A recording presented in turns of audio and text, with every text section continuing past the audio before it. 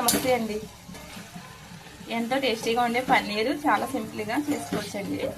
ఇదైతే ఆనియన్స్ కానీ వెల్లుల్లిపాయ కానీ వేయకుండా చేస్తున్నాను. చాలా టేస్టీగా ఉంటుంది. ఒకసారి ట్రై చేయండి మీరు కూడా. చాలా సింపుల్గానే చేసుకోవచ్చు. మనకి చపాతీలోకైనా దీంట్లో అన్నంలోకైనా చాలా బాగుంటుంది.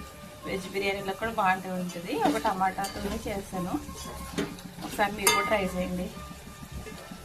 చాలా సింపుల్గానే చేసుకోవచ్చు. దీనికోసం ఏం కావాలైతే ఇప్పుడు చూసేద్దాం. పన్నీర్ కర్రీ కోసం అయితే పన్నీర్ ఇలా ఫ్రై చేసుకోవాలండి.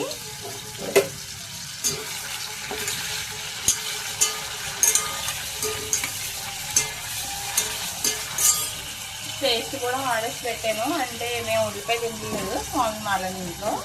దానికోసం అయితే టమాటాని జీలకర్ర కొన్ని ధనియాలు వేసి పేస్ట్ అయితే చేశాను. మరీ క్రిస్పీగా వద్దు, కొంచెం లైట్గానే ఫ్రై చేస్తాను. ఇలా అయితేనే టేస్ట్ బాగుంటుంది అనిపిస్తుంది నాకు. కొంచెం చాలా బాగుంటుంది.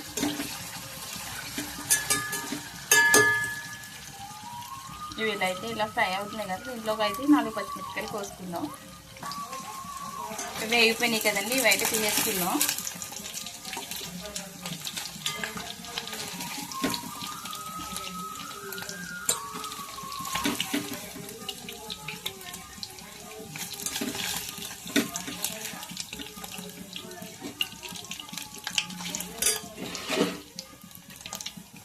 అవన్నీ తీసేసాం కదా, ఇప్పుడు అయితే పచ్చిమిరపకాయలు వేసుకుందాం.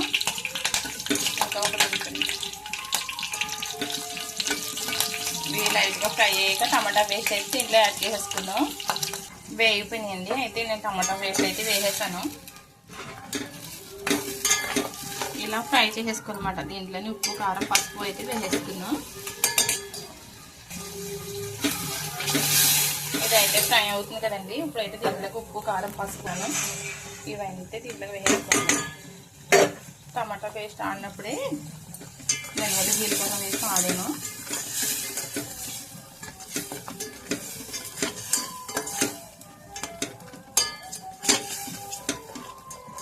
దీన్ని టమాటా అంతా మగ్గే వరకు, అదే పచ్చివాసన పోయే వరకు అయితే మగ్గించుకోవాలి.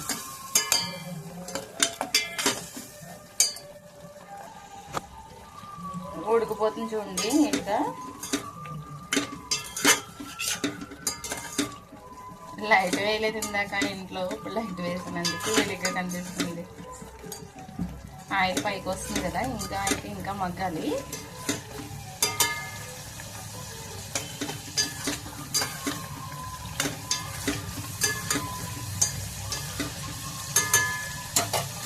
ఇప్పుడు దీంట్లోనే పన్నీర్ వేసేద్దామండి. వేసేసి మొత్తం కలిపేసుకుని ఉడికించేసుకుంది.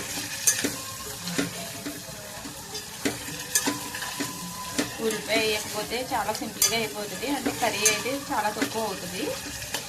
ఎలాగో పిల్లల కోసం చేస్తున్నాం కాబట్టి సరిపోయింది. ఓన్లీ టమాటా పేస్ట్ మాత్రమే ఉండేది, మసాలా టమాటా.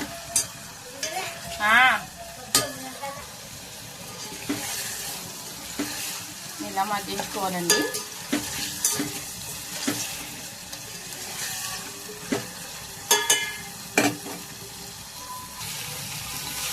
కర్రీ అయితే దగ్గరికి అయిపోతుందండి. కొంచెం బ్లాక్గా కనిపిస్తుంది కదా, అది ముందు పన్నీర్ మాడింది కదా దీనికి, అదైతే అలా కనిపిస్తుంది. ఇప్పుడు దీంట్లో కొంచెంగా వాటర్ యాడ్ చేద్దాం. దీంట్లో వాటర్ యాడ్ చేస్తా.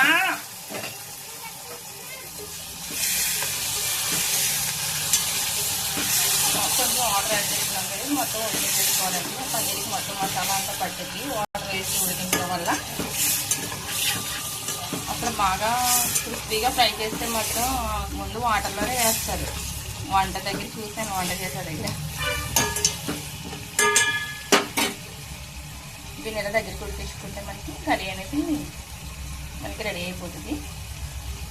అంటిందాలే.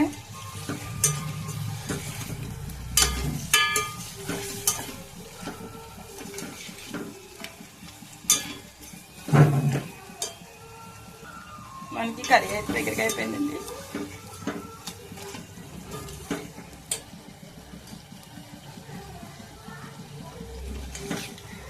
ప్లీజ్ అండి సబ్స్క్రైబ్ చేయండి, షేర్ చేయండి. Thank you. ఇప్పుడైతే మనం గ్యాస్ ఆపేసుకుందాం. కర్రీ అయితే రెడీ అయిపోయింది. Thank you.